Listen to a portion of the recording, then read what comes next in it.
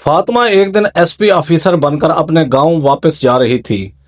उसके दिल में खुशी की लहर दौड़ रही थी क्योंकि बरसों की मेहनत और जिद्दोजहद आज रंग ले आई थी। एक गरीब घराने की बेटी जिसने हिम्मत और जुनून के साथ मुकाबले का इम्तिहान पास किया और एसपी बन गई। उसकी आंखों में आंसू थे लेकिन वो खुशी के थे। उसने अपने वालिदैन को भी नहीं बताया था कि वो एसपी ऑफिसर बन चुकी है। फातिमा चाहती थी कि वो यूनिफॉर्म पहनकर जब घर पहुंचे तो अपने वालिदैन को सबसे बड़ा सरप्राइज दे, क्योंकि जितनी मेहनत फातिमा ने की थी उससे कहीं ज्यादा कुर्बानियां उसके माँ बाप ने दी थी। उन्होंने मजदूरी करके बेटी को पढ़ाया, खुद पुराने कपड़ों में गुजारा किया, लेकिन कभी फातिमा को किसी चीज की कमी महसूस नहीं होने दी। जब फातिमा अपने गांव के रेलवे स्टेशन पर उतरी तो 4 साल बाद गांव को देखकर आंखों में यादों की लहर दौड़ गई। सब कुछ वैसा ही था, कच्चे मकान, लोग साइकिलों पर काम पर जा रहे थे, हाथों में टिफिन लिए मजदूर औरतें खेतों में काम कर रही थीं।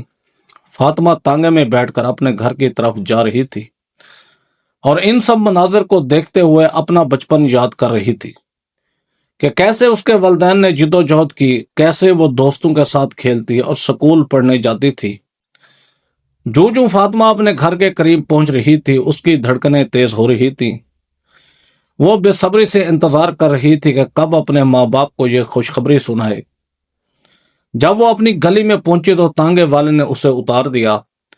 फातिमा सामान उठाकर पैदल ही घर की तरफ चल पड़ी, लेकिन जैसे ही उसने अपने घर की तरफ नजर की तो उसके पैरों तले से जमीन निकल गई।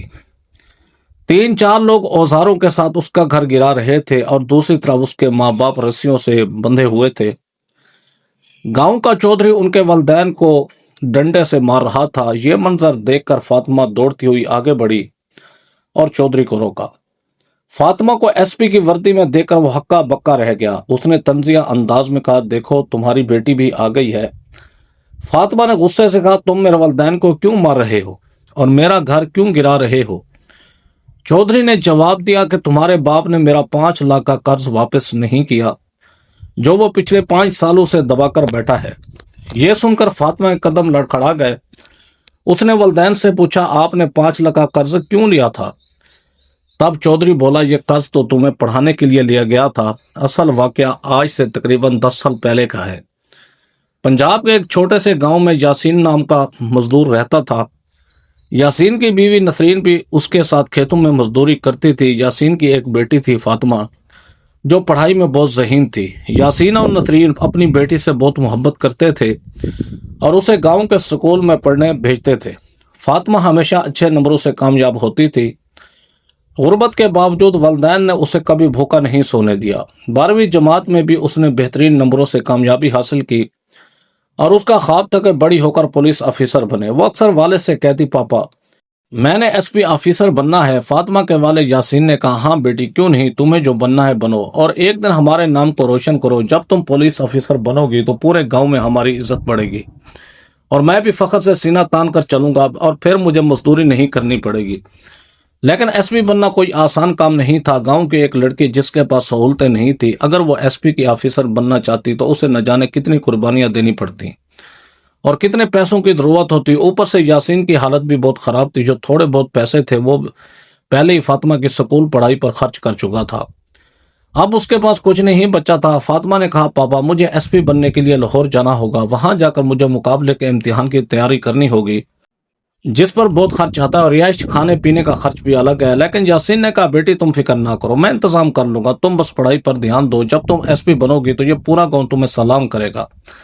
लेकिन दोस्तों, इस गांव के लोग बहुत तंग नजर थे। गांव का चौधरी लड़कियों को पढ़ने लिखने से रोकता था। वो चाहता ही नहीं था कि गांव की बेटियां तालीम हासिल करें। जब फातिमा 12वीं जमात में पढ़ रही थी तो चौधरी ने कई बार रुकावटें डाली, क्योंकि फातिमा को देखकर दूसरी लड़कियां भी पढ़ाई का शौक जाहिर करने लगती थीं। लेकिन जैसे तैसे फातिमा ने 12वीं मुकम्मल की। अब गांव के लोग यासीन और नसरीन को तंग करने लगे और कहने लगे कि बेटी की पढ़ाई बंद करो, क्योंकि अगर तुम्हारी बेटी आगे पढ़ी तो हमारी बच्चियां भी जिद करेंगी। तुम्हारी बेटी पढ़ लिख कर क्या करेगी? आखिरकार उसे किसी के घर ही जाना है और चूल्हा चौका ही संभालना है। अब तुम शादी कर दो, क्योंकि लड़की की उम्र भी ज्यादा हो गई है। दोस्तों, गांव में तो छोटी छोटी बच्चियों की शादी कर दी जाती थी और फातिमा 17 साल की थी। लोग तंज करते थे कि इतनी बड़ी हो गई, پھر بھی سکول جاتی ہے، ان کے لیے یہ شرمناک بات تھی۔ لیکن یاسین اور نسرین کی سوچ بالکل مختلف تھی۔ ان کی صرف ایک ہی بیٹی تھی اور وہ چاہتے تھے کہ فاطمہ پڑھ لکھ کر ان کا سہارا بنے۔ گاؤں میں آئے دن جھگڑے ہوتے اور ان کو ضلع سہنا پڑتی تھی، اسی لیے فاطمہ نے فیصلہ کیا کہ وہ لاہور جا کر اپنی پڑھائی جاری رکھے گی۔ یاسین نے بیٹی کی بات مان لی اور کہا بیٹی جاؤ، اور آپ واپس آنا تو ایس پی آفیسر بن کر آنا، پیسوں کی فکر نہ کر، میں انتظام کر لوں گا۔ لیکن فاطمہ سوچ میں پڑ گیا، آخر والد یہ سب پیسے کہاں سے لائیں گے؟ اگلے دن یاسین نے فاطمہ کو 1 لاکھ روپے دیے اور کہا کہ یہ لو بیٹی، یہ تمہاری آگے کی پڑھائی کے لیے ہے، ان پیسوں سے تم اپنی تیاری مکمل کرنا اور ایک دن ایس پی آفیسر بن کر لوٹنا۔ فاطمہ نے حیران ہو کر پوچھا کہ آپ کے پاس اتنے پیسے کہاں سے آئے؟ تو یاسین نے اسے قسم دے دی اور کہا کہ بیٹی تم فکر نہ کرو، یہ پہلے سے میرے پاس تھے، تم بس پڑھائی پر توجہ دو۔ باپ کی قسم کے آگے فاطمہ خاموش ہو گئی اور لاہور روانہ ہو گئی۔ ادھر یاسین اور نسرین مزدوری کرتے رہے اور اپنا گزارا چلاتے رہے۔ لاہور پہنچ کر فاطمہ کے لیے سب کچھ نیا تھا۔ اتنے بڑے شہر میں رہنا اور پڑھائی کرنا بہت مشکل تھا۔ شروع میں کئی مسائل ہیں، لوگ اس کا مذاق اڑاتے کہ یہ گاؤں کی لڑکی ایس پی آفیسر بنے گی، شرم کی بات ہے۔ گاؤں کی بچیاں بھی اب مقابلے کے امتحان کی تیاری کریں گی، اس کا خواب مذاق بنتا۔ لیکن اس مشکل وقت میں اس کی ایک دوست بن گئی جس کا نام نادیہ تھا، وہ بھی ایک چھوٹے شہر سے لاہور آئی تھی تیاری کرنے۔ نادیہ نے فاطمہ کا ساتھ دیا، رہائش ڈھونڈنے میں مدد کی، کوچنگ سینٹر دلایا اور فارم بھرنے اور امتحان کے نظام کے بارے میں سمجھایا۔ اس کے بعد فاطمہ نے پوری لگن سے پڑھائی شروع کی، راتوں کی نیندیں قربان کر دیں، کھانے پینے کی پرواہ نہ کی اور ڈسپلن کے ساتھ محنت جاری رکھی۔ اس کے چند ہی دوست تھے اور وہ بھی صرف پڑھائی کے حوالے سے۔ کبھی کبھار ہفتے یا 10 دن میں ایک بار فاطمہ اپنے والدین سے گاؤں کے ایس ٹی ڈی بوتھ سے بات کر لیتی تھی۔ وقت گزرتا گیا اور فاطمہ نے اپنی پڑھائی پر اور زیادہ توجہ دی۔ پھر ایک کے بعد ایک امتحانات ہوئے۔ سب سے پہلے ابتدائی امتحان تھا جس میں فاطمہ اچھے نمبروں سے کامیاب ہوئی۔ اس کے بعد سول سروس کا امتحان تھا جو بہت مشکل تھا، لیکن فاطمہ نے ہمت اور محنت سے سب رکاوٹیں عبور کر لیں۔ فاطمہ کا مقصد صرف ایک ہی تھا کہ وہ ایس پی آفیسر بنے۔ تقریباً 2 سال گزر گئے اور اب اسے سب سے اہم امتحان دینا تھا، لیکن بدقسمتی سے اس بار وہ اچھی رینک نہ لا سکی اور اس کا انتخاب نہیں ہوا۔ اس کی ایک کوشش ضائع ہو گئی، مگر اس نے ہمت نہیں ہاری۔ اگلے اٹیمپٹ کے لیے اس نے دن رات محنت کی اور اس بار وہ بہترین نمبروں سے پاس ہو گئی۔ اب وہ ایس پی بننے سے صرف ایک قدم دور تھی۔ اسے اپنے والدین سے دور رہتے ہوئے 4 سال ہو چکے تھے، کیونکہ اس کے والدین نے اسے کہا تھا کہ اب گاؤں تب بھی واپس آنا جب تم ایس پی آفیسر بنا رہو۔ فاطمہ کبھی کبھار فون پر والدین سے بات کر لیتی تھی، لیکن 4 سال میں وہ لاہور میں رہتے ہوئے ایک نہایت ذہین اور سمجھدار لڑکی بن چکی تھی۔ اس نے قانون اور سروس کے حوالے سے بہت سی چیزیں سیکھ لی تھیں۔ اب صرف انٹرویو باقی تھا۔ جب انٹرویو ہوا تو فاطمہ نے نہایت اعتماد سے ہر سوال کا جواب دیا۔ ایک گاؤں کی لڑکی کے منہ سے اتنے شاندار جواب سن کر انٹرویو لینے والے حیران رہ گئے اور اس کی ذہانت سے متاثر ہو گئے۔ نتیجے میں فاطمہ کو انٹرویو میں اعلیٰ رینک ملی اور وہ ایس پی آفیسر منتخب ہو گئی۔ جب رزلٹ آیا تو فاطمہ کو یقین ہی نہیں آ رہا تھا کہ وہ حقیقت میں ایس پی آفیسر بن گئی ہے۔ جب نادیہ کو یہ خبر ملی تو وہ بھی بے حد خوش ہوئی اور بولی، تم اب ایس پی میڈم ہو، تمہیں میرا سلام ہے، تمہاری محنت رنگ لائی ہے۔ نادیہ نے کہا فوراً یہ خوشخبری اپنے والدین کو دو، لیکن فاطمہ نے کہا نہیں، میں یہ خبر فون پر نہیں دوں گی، بلکہ وردی پہن کر خود گاؤں جا کر دوں گی، تاکہ سب دیکھیں کہ ایک گاؤں کی لڑکی بھی ایس پی بن سکتی ہے۔ وہ چاہتی تھی کہ گاؤں کی وہ لڑکیاں جو والدین کے دباؤ میں پڑھائی چھوڑ دیتی ہیں اور کم عمر میں شادی کر لیتی ہیں، وہ سب اسے دیکھ کر حوصلہ پکڑیں، ان میں بھی شوق اور جنون جاگے کہ وہ پڑھیں اور زندگی میں کچھ بنیں۔ فاطمہ کا خواب تھا کہ اس کے گاؤں کی لڑکیاں بھی اس کی طرح آگے بڑھیں اور اپنے والدین کا سہارا بنیں۔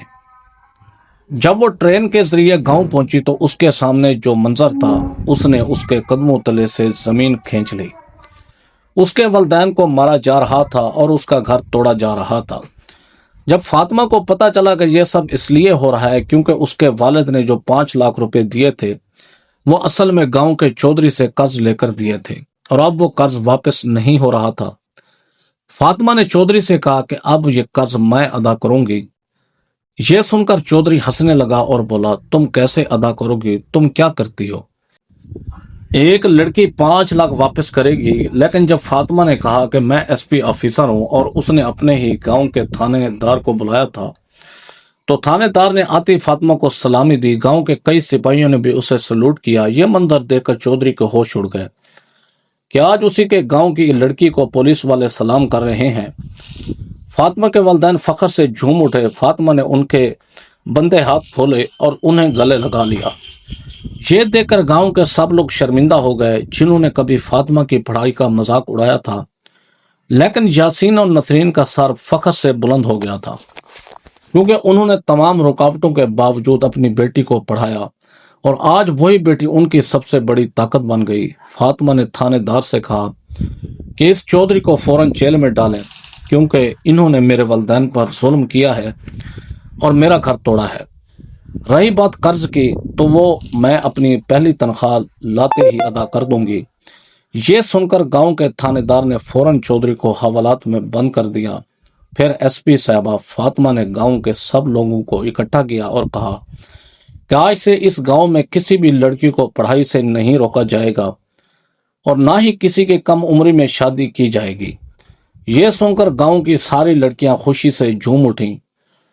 جو لوگ کبھی فاطمہ اور اس کے والدین کا مذاق اڑاتے تھے آج وہی لوگ ان کی تعریفیں کر رہے تھے۔